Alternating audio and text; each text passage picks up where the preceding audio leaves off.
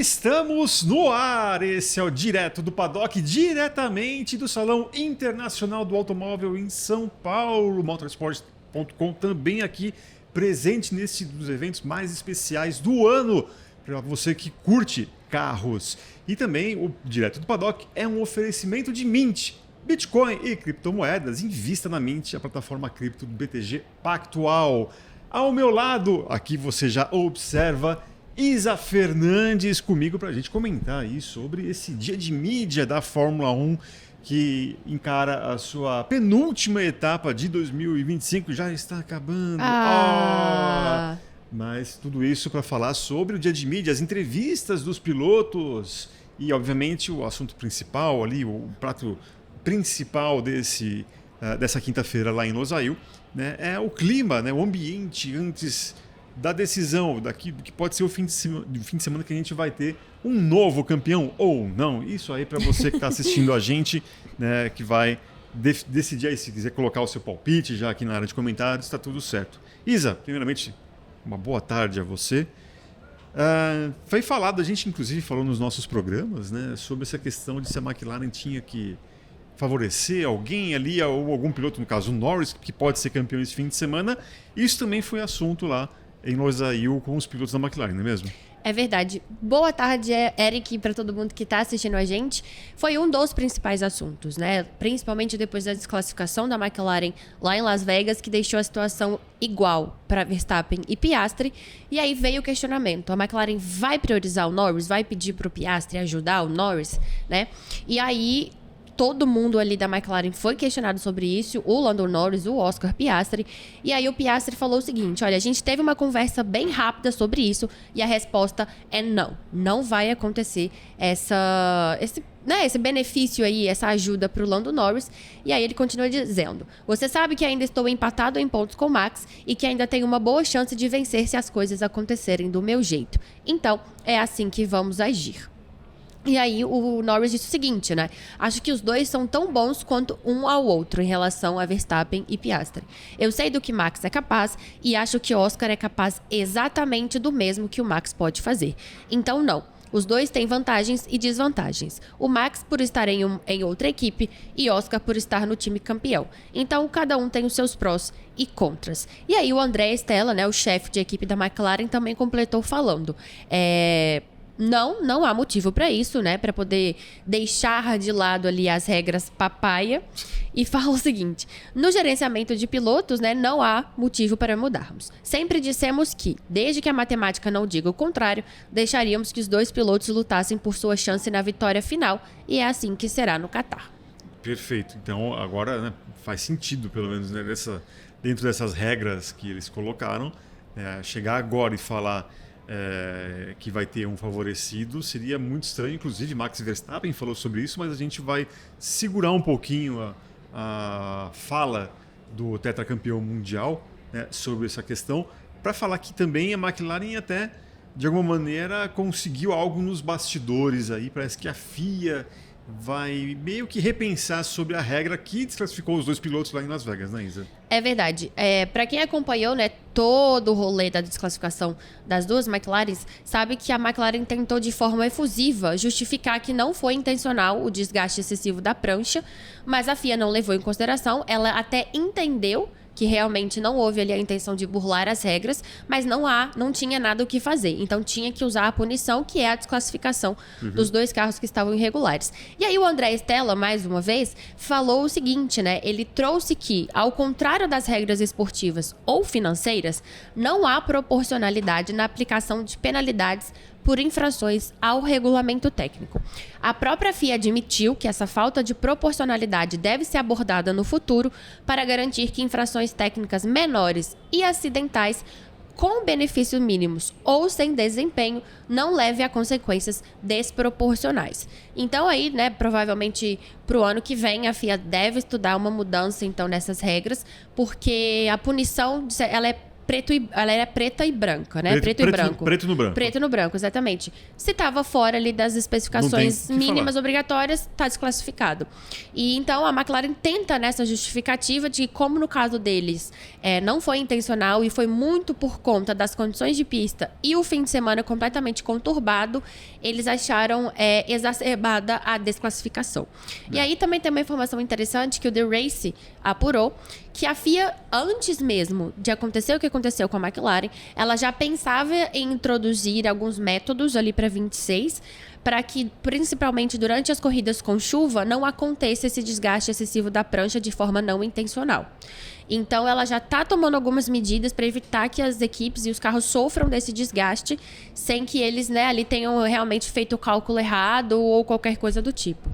Independentemente disso, eu acredito quando o André Stella fala que não houve intenção de ganhar desempenho, mas quando você tem só a McLaren com esse tipo de problema no final do GP de Las Vegas, né, realmente fica difícil contra-argumentar, né? Fica para uma coisa para o futuro, enfim. Mas aí é aquela coisa, só para quem está começando a acompanhar o esporte. Agora, uma coisa é, por exemplo, uma punição esportiva, né? Um cara que fechou o outro, que se movimentou, enfim, coisas que você ainda tem a subjetividade da coisa, da questão ali, né? Quando alguém infringe uma regra técnica ali, que como a Isa falou, é preto no branco ali, não pode passar de 1 milímetro de desgaste da prancha e eles passaram 1.1, 1.2. Já era, amigo. O regulamento diz isso, que nesses casos é a desclassificação, você tem que respeitar. Né? E, né? Mas não foi por querer, lamento. Um bom São Paulino fala aqui que só no futebol que às vezes você calcula o por querer ou sem querer. Eu adoro falar que sem querer também é falta, então. Não para o Ramon Abate Abel. Mas enfim, isso aí é um pequeno desabafo desse momento. O Chuin, nesse momento aqui, me olha com uma cara de interrogação, porque ele torce para o time contrário. Mas enfim, isso não tem nada a ver. Mas isso eu nunca vou engolir também. Mas não vamos falar de futebol. Mas é isso. O Verstappen, que eu prometi que falou, né, sobre essa questão, né, de a equipe McLaren favorecer um ou outro piloto, né, ele tem uma receita bem simples e falou sobre isso hoje ao estilo Verstappen, né, de forma bem prática, né? Poxa vida. Falaram para o Verstappen, levaram ali a questão, né, dessa possível prioridade para o Lando Norris em relação ao Oscar Piastri. E aí ele falou o seguinte: olha, acho que eles não podem fazer um trabalho melhor do que permitir que os dois disputem também. Por que razão você diria agora que o Oscar não pode mais? E aí ele completou falando o seguinte: se tivessem dito isso para mim, eu nem apareceria. Eu teria mandado ele se E aí ele, né, continua dizendo: se você é um vencedor de verdade, um piloto de verdade, então você vai pra cima. Mesmo que você esteja atrás, qual seria o sentido de aparecer caso contrário? Né? Senão você pode facilmente se rotular como piloto número 2. E acredito que ele não quer isso. Não, com certeza. Se por um acaso a situação matemática pelo título já estivesse resolvida no GP do Qatar, obviamente, não tem porquê também. Aí no caso, o Norris teria que ajudar o Piastri a garantir pelo menos o vice-campeonato. Né? Falando em alguém ajudar o outro ali. Né? Então, tem isso. E o Verstappen falou de uma questão muito prática sobre. E uma curiosidade: ele não terminou de falar o palavrão para não levar a multa. Ele realmente corta a palavra. Ele não fala a palavra para não levar a multa da FIA. Pegou o jeito ali, obviamente, por mais que dinheiro não seja problema para essa turma, né? Mas ninguém quer perder, obviamente, nem um centavo por causa de um palavrãozinho ali que escapou. Olha só, a gente vai falar daqui a pouco sobre Gabriel Bortoleto, que não esteve no horário lá em Losail. A gente vai explicar o porquê, e de um outro piloto que meio que deu uma gongada nele, né, nesse dia de mídia da Fórmula 1. Antes, eu vou falar sobre a Mint. É isso aí. A Mint é a plataforma cripto do BTG Pactual e se eu fosse você, caso ainda não seja um cliente da Mint, não perderia essa grande oportunidade, porque está rolando ainda a promoção do cashback. Você utiliza o cupom MOTOR50, e ao investir R$150 em qualquer criptoativo, você ganha de presente um cashback de R$50 em Bitcoin que você vai receber até o 5º dia útil do mês seguinte. Você não precisa de mais um investimento tradicional. Você precisa da performance e inovação do mercado cripto. Ter cripto hoje em dia é mais do que estar à frente. É participar da maior revolução financeira tecnológica que o dinheiro já viveu. Com segurança para você explorar novas formas de investir. Conhecimento para confiar nas suas decisões. E credibilidade de quem leva a inovação até você. Mint, a plataforma cripto do BTG Pactual. Seguindo aqui com o nosso direto do Paddock, Isa, tivemos ali até falando, nós ficamos esperando chegar, né, as declarações de Gabriel Bortoleto nesta quinta-feira lá em Losail, e de repente o tempo passa, o tempo voa, e cadê? Né? E aí de repente a gente descobre que teve aí um atraso no voo do brasileiro até o Catar, e que impediu ele de falar, né? É verdade. Para quem não sabe, né, durante aí o dia de mídia dos GPs, tem a coletiva oficial da FIA, com 3 pilotos numa sessão e depois mais 3 em outra, então dando aí 6 pilotos no total. E o restante, eles passam ali pelo Media Pen com a TV, com as mídias televisivas. Sim. E depois, na hospitalidade de cada equipe, tem as sessões com a mídia impressa.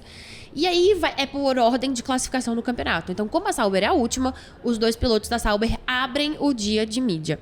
E a sessão de mídia impressa do Bortoleto estava marcada para as 9 da manhã. É a última do campeonato anterior. Isso. Porque atualmente a Sauber é a penúltima do campeonato. Ao contrário, do campeonato anterior. Senão também não faria sentido, né? Ia ficar mudando toda hora na tabela. Então a Sauber abre os dias, né? Abre o dia de mídia. E hoje a sessão do Bortoleto estava marcada para as 9 da manhã, com a mídia impressa. Só que ela não aconteceu. E aí, né, obviamente, a gente foi questionar a assessoria da Sauber por que não teve a sessão impressa com ele. E aí eles responderam que tinha acontecido um atraso no voo do Gabriel, eles precisaram remarcar, mas depois ele chegou. Sim. E aí eles, né, colocaram aí para um outro horário, mas foi só por isso, tá tudo bem com ele, programação normal mantida para as atividades de pista. Ele vai atender a mídia especializada amanhã, né, no horário, acho que se não me engano, às 9 horas da manhã, no horário local ali, antes do treino livre número 1. Mas não é porque o Bortoleto não atendeu a imprensa hoje que ele não foi assunto. E tem um certo francês que não gostou muito do que aconteceu lá em Las Vegas, ele soltou o verbo, né, Isa? É verdade. O Gasly já é o segundo fim de semana que ele tá batendo no Bortoleto, porque após Las Vegas ele também falou sobre o que aconteceu. Então ele falou o seguinte, né? Enfim, foi questionado pro Gasly sobre toda aquela coisa da primeira volta, o que a desclassificação da McLaren poderia ter beneficiado ele um pouco mais, resumo da obra, né?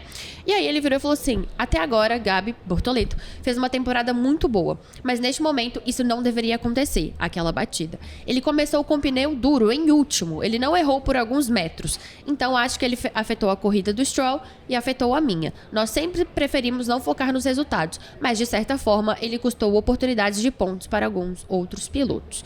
E aí perguntaram para ele também se a punição de 5 posições no grid, né, que ele carrega pro Qatar, se era muito pesada. E aí o Gasly falou: não acho que seja algo pessoalmente muito severo, porque para mim foi um grande erro de avaliação. Não foi um erro pequeno. Se fosse uma situação em que você freia um pouco tarde, como o Liam Lawson, por exemplo, seria diferente. Mas agora, se você olhar a velocidade, ele veio por dentro. Se o Stroll não estivesse lá ou não houvesse carro, ele acabaria muito longe. Acho que o pneu duro dele foi uma escolha muito otimista.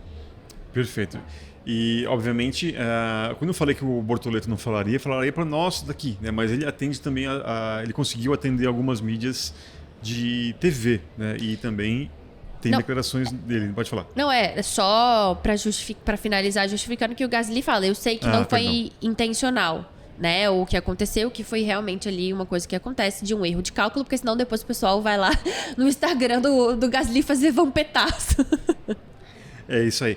Ele falou, o Bortoleto falou a Mariana Becker, né? Inclusive é uma notícia que está no motorsport.com, você pode ler lá. E ele fala que, né, sobre a questão dos críticos, né, que estão pegando um pouco no pé dele nas últimas semanas. E ele classificou que a mentalidade imediatista de parte dos críticos é totalmente errada, né? Que se tivesse dado certo, falariam que foi incrível, né? Então, no caso que ele fala, ele critica os críticos, né? Que falam assim: não dá para ser se faz uma boa corrida, tá tudo maravilhoso, perfeito. E aí quando você tem os seus finais de semana ruins, né, tá tudo ruim, tudo pior, né? Então ele continua aqui. Está tudo perfeito, tudo maravilhoso quando você está tendo boas corridas. Aí você tem 1 ou 2 finais de semana um pouco complicados, de 24 finais de semana, e aí já começa o papo. Vai mudar? Será que o jeito... O jeito de pilotar, será né? o jeito de pilotar? Né, eu acho totalmente errada essa mentalidade.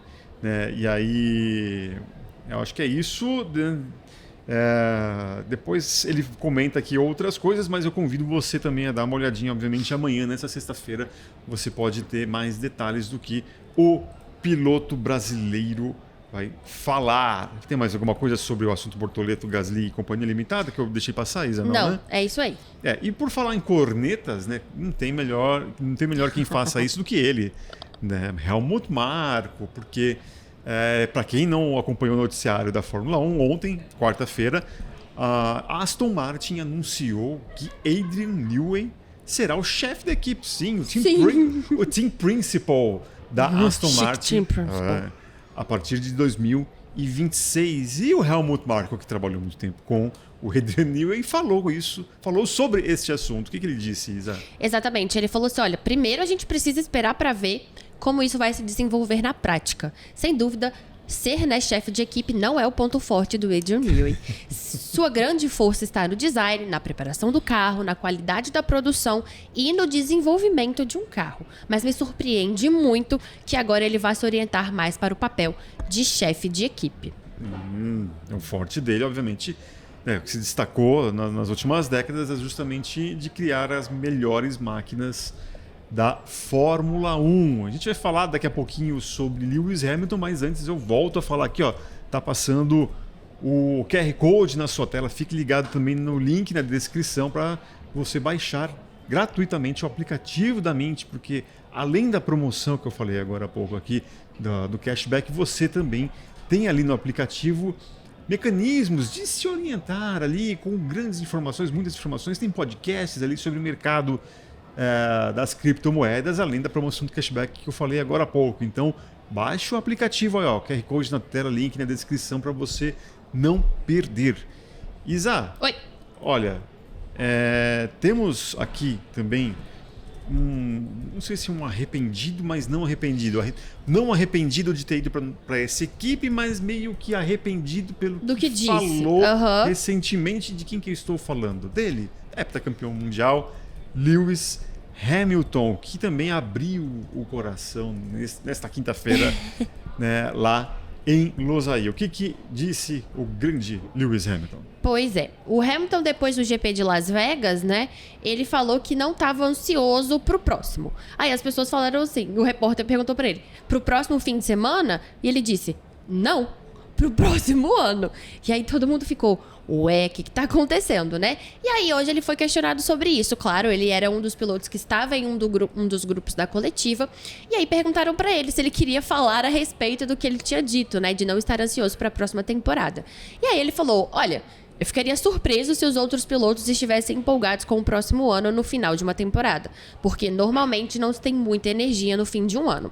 Ansioso para passar um tempo com a família e fazer outras coisas. Isso é apenas o calor da frustração, né? Ali no momento que ele disse tudo isso. Muitas vezes há muita frustração no final das provas, mas principalmente quando não vamos bem. Portanto, não, estou animado para ver o que a equipe vai construir no próximo ano e continuar a trabalhar com eles.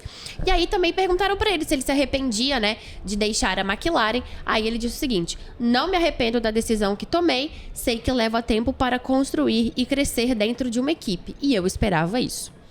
É isso aí, então Hamilton meio que fala da questão do calor do momento, né, meio que se arrepende nesse caso, falou. Quando você fala que não, tá no calor do momento, é que realmente você coloca como se não fosse tivesse outra pessoa que estivesse falando ali, meio que dá uma apaziguada no clima da Ferrari, bem pesado, meio pesadinho, né, que tem rolado aí. Obviamente quem também abriu essa caixa de Pandora foi o presidente, né, John Elkann, que Exato. Acabou com a crítica a céu aberto que ele fez, né?